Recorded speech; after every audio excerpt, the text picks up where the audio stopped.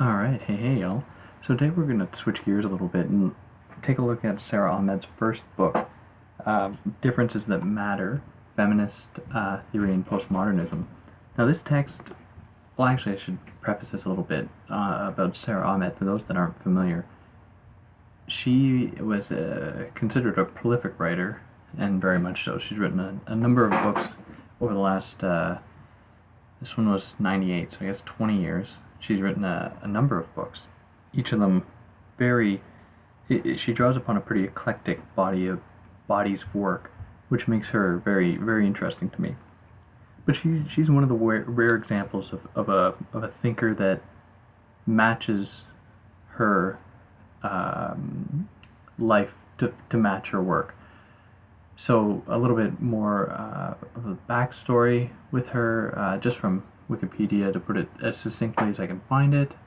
So in 2016, Ahmed resigned from her post at Goldsmiths in protest of the alleged sexual harassment of students by staff there.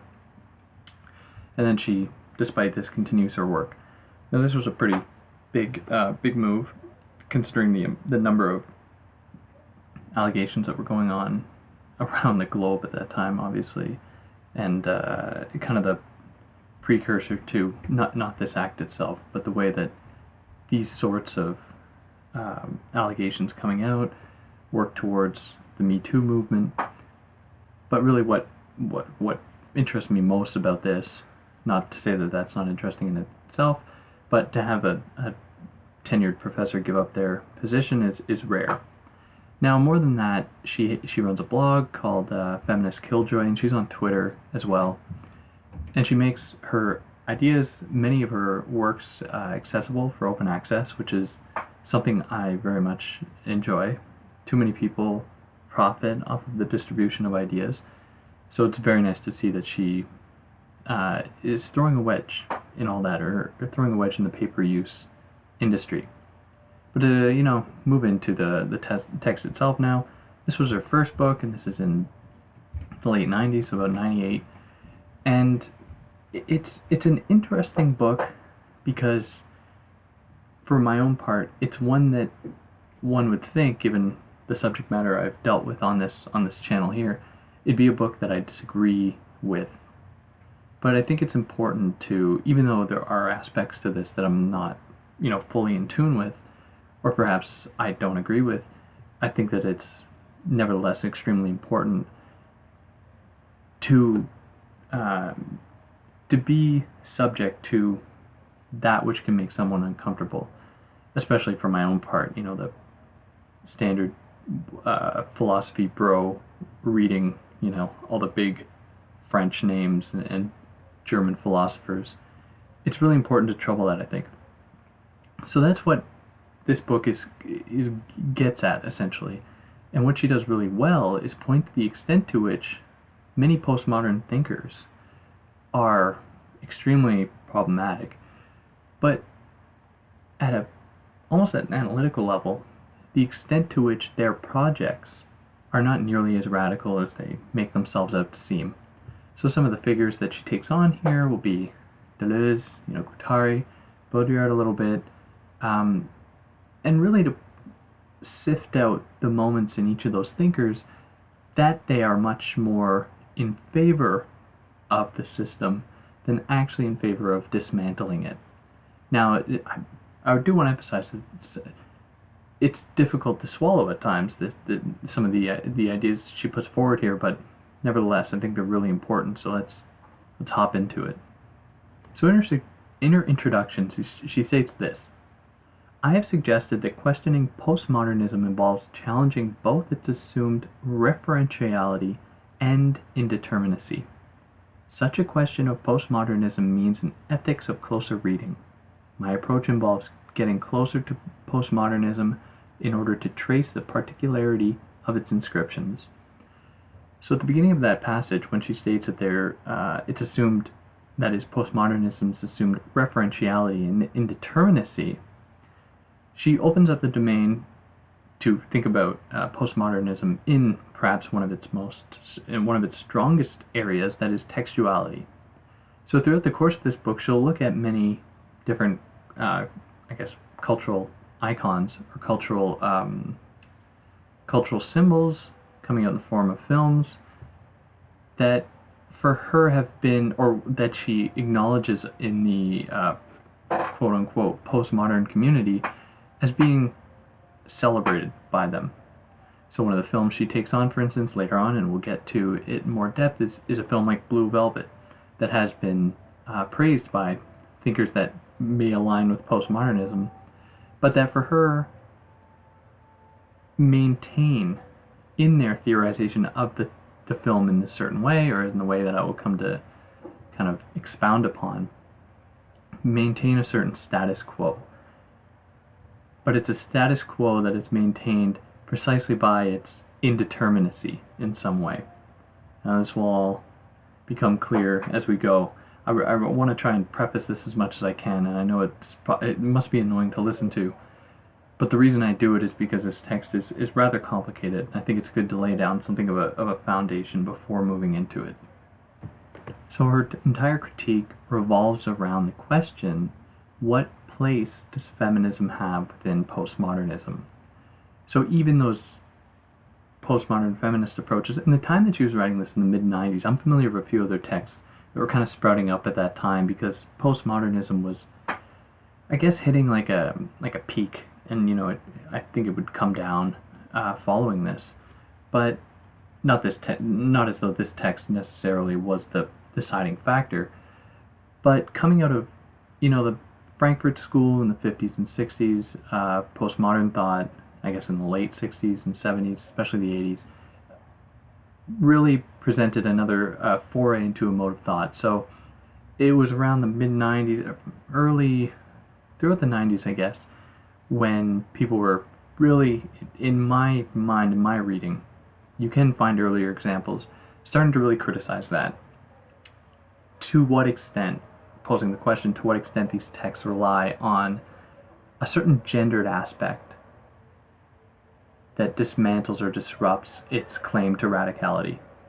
Now, the first chapter is called Rights, which is a pretty poignant chapter title. And it begins with the question, in what space does feminism belong? She continues, it is this kind of question concerning belonging, concerning the proper space of feminism, that has led to a representation of feminism as straddled between the contradictory demands of practice and theory. On the one hand, feminism has been identified as inherently modern, as a politics committed to emancipation, agency, and rights. But on the other hand, feminism has been seen to be pulled towards the postmodern, to the very critique of the ontotheological nature of such beliefs. And this is something that really continues on today, where there is a desire, at least in the way that we construct certain narratives around what it means to do theory, to do philosophy, to do practice, that there is a split between these things. And the feminist doctrine coming out of I guess the late 20th century, notably that the private is the political, and vice versa, threw a wedge in the easy splitting, or the easy bifurcation between theory and practice. So it made it possible for us to consider what went on in theory as being very political, and what went on in politics being, in a sense, very theoretical. So she, by opening up this question, is wondering why feminism has been placed in between, as being either it can belong to one or the other, like in that at most, but it's really always kind of housed in a sort of indeterminacy within itself, which has been a point. It's been romanticized by occupying that position by certain postmodern thinkers, kind of romanticized in its ambiguity, and then mobilized to push a certain narrative. So this chapter then focuses specifically on the question of law and rights, or rights and laws. So what she does specifically is take a look at, she examines how feminism, in her words, has an ambivalent and critical relation to the discourse of abstract rights at the level of practice, addressing 3 examples which embrace the diversity of both political and legal contexts: the use of rights discourse in the UN Conference for Women in Beijing in 1995, models of reproductive rights in the abortion debate, and, within Britain, feminist responses to the Child Support Act in 1991. So for Ahmed, the law, and she draws upon another text here, a text by Zilla Eisenstein titled "The Female Body in the Law," where Ahmed states that Eisenstein argues here that the law is phallocratic. That is, it reflects the dominance of the phallus as a symbol of the male body in a social order that privileges the bearer of the penis. So this proposal, the one that Ahmed draws from Eisenstein, notably that there is within the realm of the law a distinction between the law itself marking the phallocentric, and then whatever falls outside of it, or in those kind of subcategories of it, perhaps occupying the realm of the quote-unquote feminine, stands radically opposed to the, traditional idea, or one of the more conservative ones, that located within the law a split between the divine and the human. So in her words, the general critique of legal foundationalism, in which law finds its origin in the split between the divine and the human, takes place through the rendering of sexual difference as secondary, as merely one form of difference in a chain of differences which derive from the originary difference, divine and human. So it's that questioning that, well, what does that human look like? And it inevitably takes the form of a male phallus-bearing individual. And it's not unimportant that the same thing can be applied to the divine. God is very traditionally considered male. And in a proper Ahmedian kind of way, she then takes Eisenstein to task on this, where there was that distinction between divine and human, and forces us, in some sense, to question the supposed neutrality of either of those categories. And then she says, okay, well, if we problematize this and start thinking about the law in terms of like a phallus, to what extent then does that as well participate in this very system of oppression?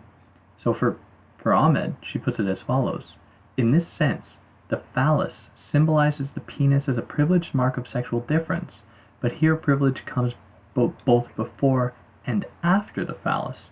It is both already inscribed on the male body and a consequence of its symbolizing of that body in a specific economy. So really, it's for her, in the way she kind of really gets at it, is that the term phallocentrism is a bit too vague, which for her simply implies the privilege is a total and singular system, free from the contradictions and opaqueness that a relation of power would surely generate in the production of antagonistic subject positions.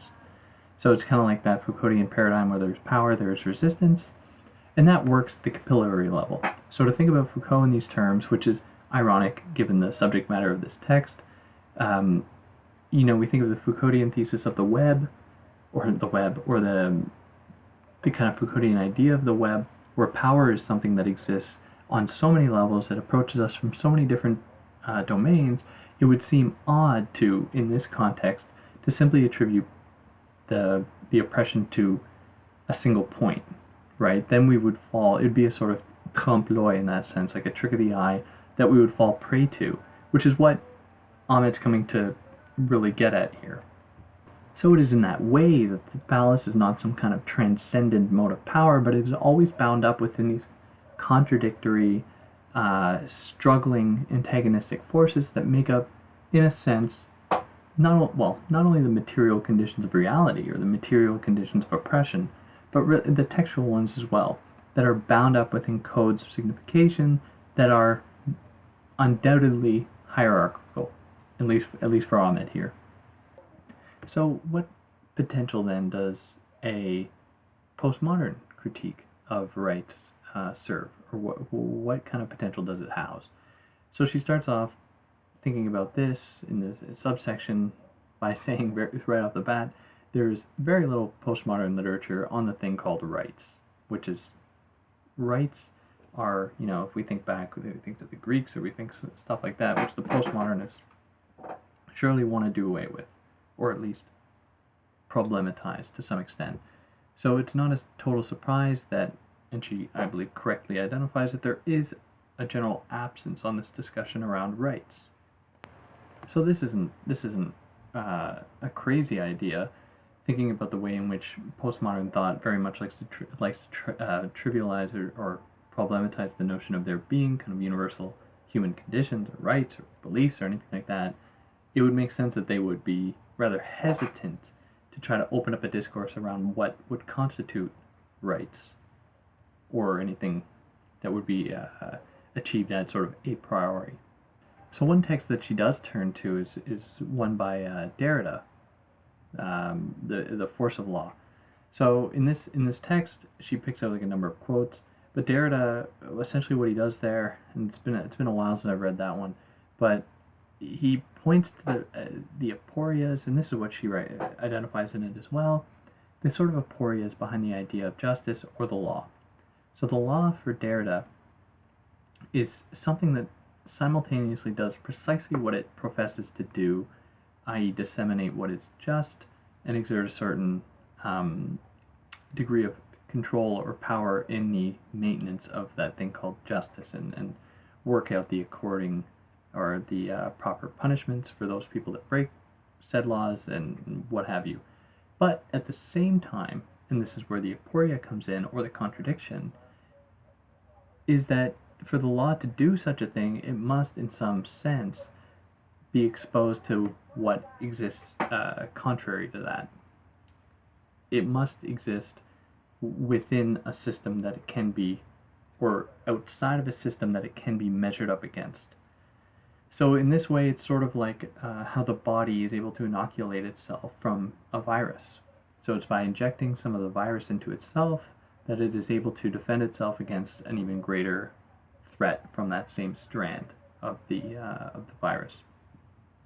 So it's in that way that a thing like justice or the law, at least as it is perceived by Derrida here, who is for Ahmed representing the postmodern voice, at least for now, on this topic of law or of rights, this is how she wants to think about this sort of contradictory element indicative of the law that the postmodern thinkers have come to make clear. Now she locates this in relation to legal scholar Dworkin, I believe that's how it's pronounced, their model, or his model I believe, where he states that laws are what come to be elected upon, and in that way it would be unjust to educate someone or to punish someone by retroactively constructing a law for which they can then be punished. Rather, there has to be a history to the laws so that they are fair in that way. So in every given moment that a punishment is laid out for breaking of a certain law, what you have is very unoriginal. And this is the term that she's taking out of him. It's very unoriginal in that it does not create a new law. Perhaps the punishment might vary between circumstances, especially if we consider something like race. But the law itself, because it has this history, it has this telos, does not change per se. So it is that this idea that stands opposed to the Derridian deconstructive idea, precisely as we can think of it just before. There's always some kind of negotiation going on in the deconstructive moment, right? In that this split between what is acceptable in the judicial moment, or in this thing called justice, or in the rights of law, and then what stands opposed to it. And there's always that sort of, the presence of that contradiction. So it's not so neat as to say that it has a history, this history has a meaning, and it has culminated into this point. So in very much the same way as we did earlier, while Derrida's deconstructive approach would be something that we might on first glance see to be something that would align well with feminist thought, especially in the destabilization of a steady subject position, or of a clear linear telos to this thing called law, Ahmed wants us to even question that and say, to what extent then does even Derrida's kind of bifurcation, Derrida's dichotomization between the law, what stands outside of it, or between the calculable and the incalculable, system and unsystem, in what way do these distinctions then evoke the sense of there being not only a split between, a thing like male female, for instance, or in what way can then the outside be, that the image of that indeterminacy be placed on women. Besides all that, to what extent is this simply sort of pie in the sky type theory that doesn't have any pragmatic applications?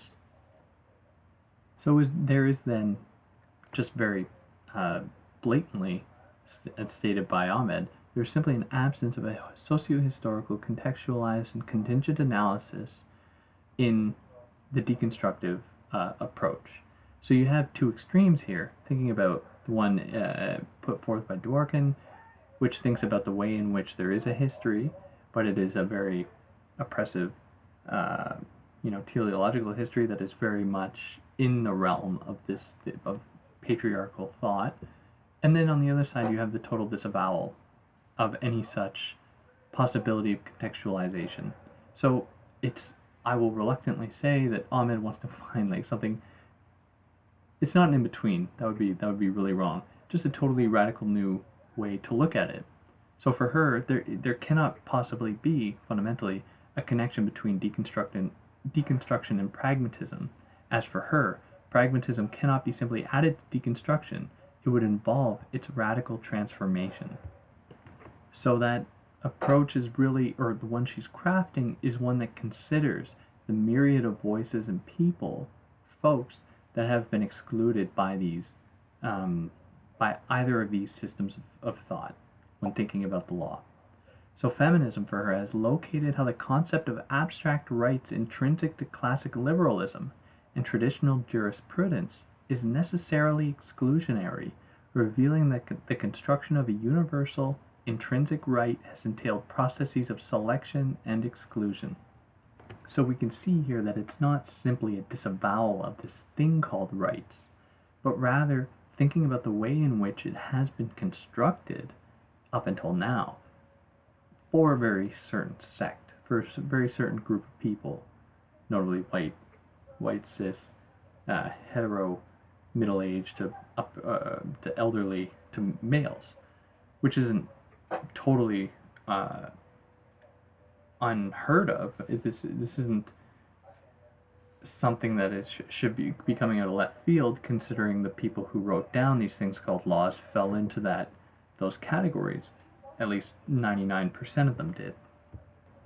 So in proper fashion, she wants us not only to say that rights are something that should be extended to every single person, because for her, fundamentally, this idea of rights is always already bound within a very oppressive or hierarchical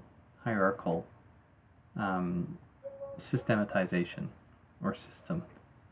So for her, the focus on rights is necessarily exclusionary, as necessarily marking out another means that feminism cannot simply reify rights as essential, or represent women's rights as intrinsically right and exhaustible.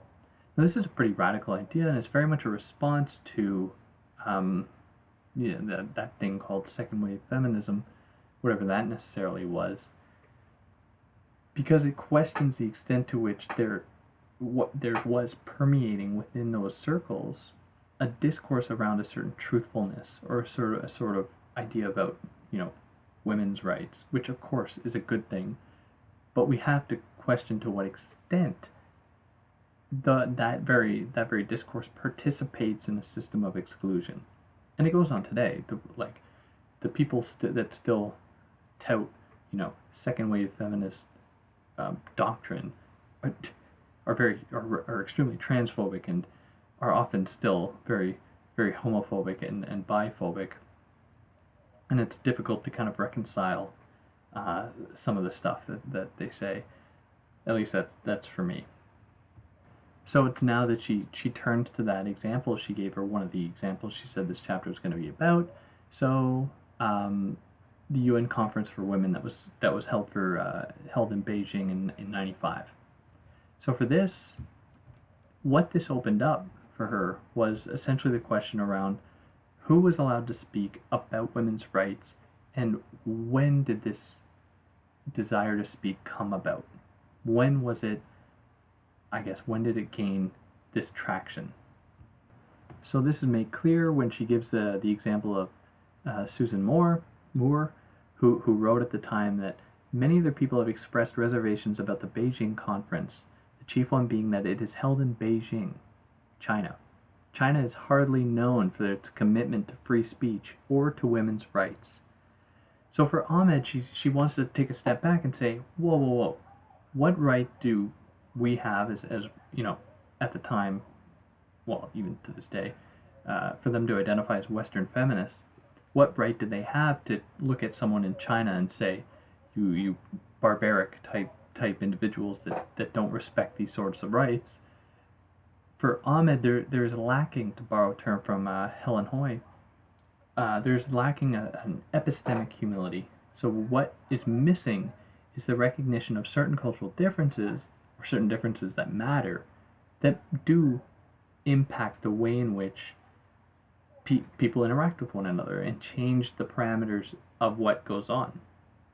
Now, this might seem to be like very much in line with the postmodern approaches, at least that kind of relativization suggestion, but I don't think it's anything of the sort. In fact, that it's really just wanting to have everyone speak about what their positions are, allowing people to speak, rather than which stands opposed to the postmodern type approach that really just dictates how people are all different and that's it. And then there is a fundamental essentialism bound up within that, but we'll get to that a little more. So to return to what Ahmed does, is that she critiques Moore here in Moore's suggestion, because for Ahmed, she believes that Moore invokes the idea that China is seen as the other in order to construct the rights of the West. After all, to focus on the abuses in an other culture is one way of authorizing one's own culture and one's entitlement to speak of such rights abuses.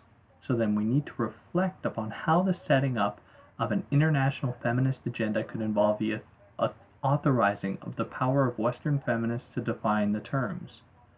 So it's in that capacity, this discourse around rights, or, as she continues, the use of rights discourse within the conference agenda hence marked out division and antagonism rather than a universal. Who has the right to authorize? What constitutes women's rights as human rights? And for us, we have to question, at least in this context, what does it mean? What idea is evoked when we think of the word women? So women's rights. I think inevitably it's always, for the most part, white Western women in the global North, for the most part, and it's their needs that are catered to in this way. So our first step then for Ahmed is the recognition of the incommensurability of feminist constructions of women's rights. So one example, and a popular one that I still, I hear today often enough, is the one dealing with, I guess I'll talk about here genital mutilation. So for a trigger warning to anyone that would be listening to this and is not prepared to hear this, jump ahead maybe, or I'll see how far. Jump ahead maybe 3 minutes, and then you'll be right back into it. But to talk about this issue here, what she says is that it's not as though something like genital mutilation is not a Western feminist issue. It very much is, but rather what she states is that a more mutual engagement would require that one gives up the power to authorize what are the proper objects of feminist dialogue precisely by giving up one's power to authorize what constitutes women's rights. So it's not so much saying that actually, yeah, fine, do whatever you want, but it's about listening to the myriad of voices that are coming back, where it's not so simple as it's not a one-way street in that way. There has to be some negotiation. There has to be an opening up of potential discourse that can allow for these differences to be recognized. So this idea goes on, and to talk about, she takes the time to think about abortion in this way, where she questions, okay, or well, she questions herself to some extent. She says, okay, I've laid out this, so far, the foundations to a thesis that suggests that we have to consider everyone in every way to have, their own needs, their own idea about what constitutes rights, and so on. So then she says, well, could not that same argument be applied for a fetus in the case of in an abortion situation? So she says that it is, at least the way I read it, it does seem tricky, and it's a tricky issue to get out of. But she says quite simply that the person or the thing attached to, or what she states actually, is that a feminist approach may argue that the sociality of the subject, its constitution within and through the social itself, means that the fetus attached to the body of a social subject does not constitute a subject with proprietal rights. So it's in that way that she lays out, and this is thinking subjects around a certain sociality. So about being bound up in a sort of, in its contextualization in time and space, in power relations that mark the body in that way. So to suggest that there can be something outside of that, and especially the discourse around being not born, being predetermined in that way, in a sense doesn't make you human, at least in the way that Ahmed is laying it out here, or not part of that social apparatus where human is a social animal, a la Aristotle, if I'm going to be, perhaps giving an ironic example. So this brings us into the next example she gives when thinking about how rights in themselves obviously are something to be problematized. So she then thinks about the ROW, or the rights of women. So that this is the British Feminist Action Group that was, and it's titled ROW, or Row for short. So she says that a cursory glance at a Row bulletin would suggest that this word rights is used pragmatically as the sign which most effectively carries the weight of a political demand, being part of the pre-existing discursive economy of radical politics. Row, that is, does not offer, in itself, a theory of rights. So she goes on, the level of theory becomes at once a question of competing strategic organizations of the real. In order to examine how rights is used by feminist action groups such as Row, I want to examine responses to the Child Support Act in Britain in '91. So I'll keep reading this to give more context. The Child Support Act shifts responsibility for the maintenance of children from the state to the absent parent, setting up an agency to enforce collection. How has feminist opposition to this act involved the mobilizing of rights discourse? So an article in Row's Spring 1993 bulletin draws attention to the structural effects of the Child Support Act on gender relations by evoking competing conceptions of rights. So the article begins by commenting on the procedure used to pass this act. It was introduced by statutory instrument and was hence not open to parliamentary debate. So this institution, I guess, is, for one of the main problems about it, is that, or the Child Support Act, is it normalizes the family and heterosexuality, so that women who choose to have children on their own or lesbian mothers are made invisible and illegitimate. So despite the title, Child Support Act, it works to universalize and homogenize how rights operate and for whom they work for. So as she just mentioned, dealing with, the absent parent, suggesting in a sense that there is always this heterosexual bond that produces a child, or that a child can only grow up in that setting. There is, in this maintenance of rights, still that exclusion of lesbian couples, gay couples that are very much capable of raising children.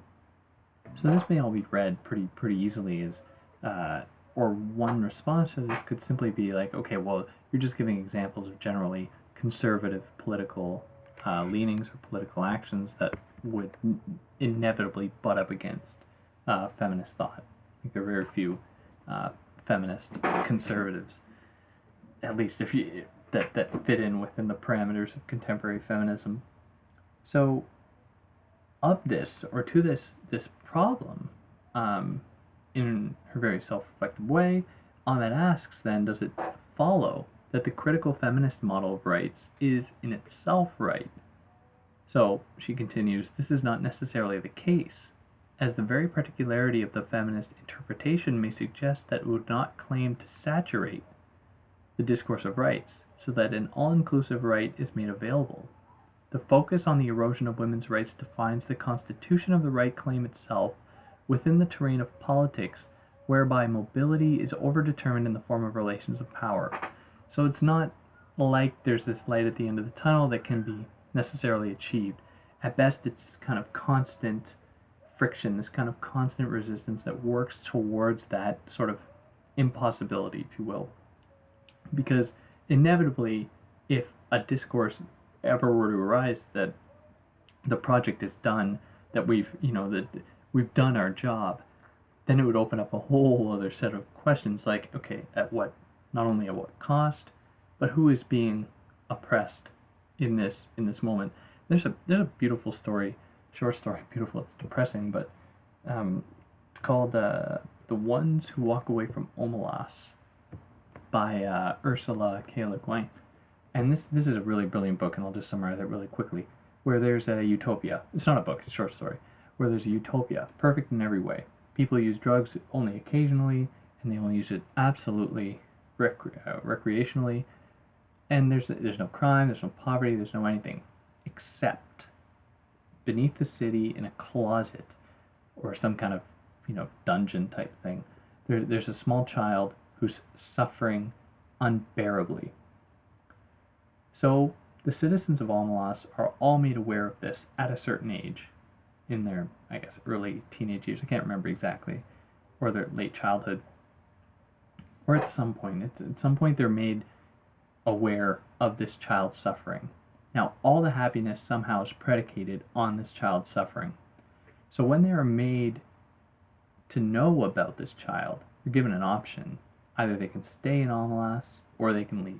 Hence the title, The Ones Who Walk Away from Almalas. So it's interesting in that way how this, Ahmed really wants to resist the possibility of achieving, an Almalas type situation, because that would be inevitably bad for her, right? Because it would surely rely on that child being in the closet somewhere, except it wouldn't just be a child, it would be a whole set of people, an entire race or gender that would be excluded or precluded from the possibility of engaging within this thing called the universal rights of that perfect system.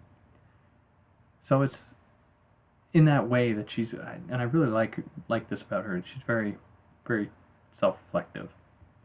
So it is no coincidence then that these examples that she gives deals explicitly with questions concerning how women should act, how women should speak, in what capacity, what capacity women should speak. And these are all questions that rotate around, women's bodies that are most often posed by men, no big surprise there. So for her, a solution comes out in this form, and it's really, she says it much better than I could, because she wrote the book, but she's 10,000 times smarter than me, where she says that feminism's use of rights discourse. Now keep in mind that this is she's very critical of this idea of feminist rights per se, as it can open up a whole other bad can of worms. She says feminism's use of rights discourse entails an embodiment of the very concept of right.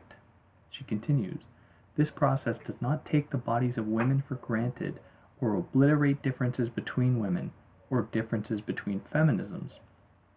So here she's really outlining the importance of that thing called intersectionality, where just like the term rights is, housed, or it contains a great deal of problematic assumptions regarding who the rights are saved for.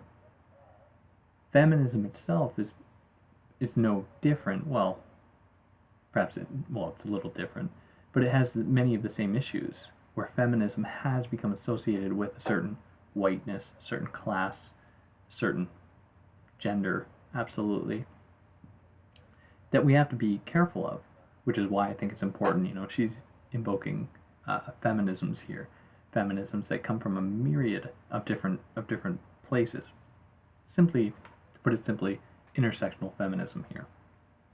So this is ultimately in the service of opening up feminism's struggle to transform power relations in historically specific contexts, which involve a challenge to and destabilization of both modern and postmodern conceptions of rights. So that closes off this chapter here when she says that it hasn't really been about postmodernism yet. And I think it's a really interesting place to start, because it deals very much with the material conditions of being, because it would be, well, material conditions, the real situations that women as one marginalized group find themselves confronted with in this domain of the law. So it's a good place to start, because if she had just approached this book with like another opposing discourse to postmodernism or anything like that, she would risk committing the same mistake, where there are no real women attached to it, there are no real people attached to it. It's just total fantasy thought that doesn't have any real pragmatic attachment to it. So it's in that on that note, I'm surprised it took me that long to get through. There's a lot here, and this will probably take me quite a few talks to get through, because there's a lot of like social science stuff to this, and I'm not as used to speaking about these things in that way, where there are a good number of examples, and there is it feels kind of social science-y, that makes it kind of difficult to work and present, because there's so many facts and so many details. But yeah, on that note, I hope that you'll tune in for the next ones, because I'm gonna have to run through all of these. Hopefully I'll be able to put a couple of chapters together in a couple of parts, and I think when it gets more into the postmodern stuff, I'll be able to ad-lib a little bit better. But anyways, for those that listen this far, I hope you got something out of this. I always like returning to this text. It's a lot of fun. It's difficult. There's no questioning that. But if anyone has any questions or has any problems with what I said, please, you know how to leave it. And for now, take care.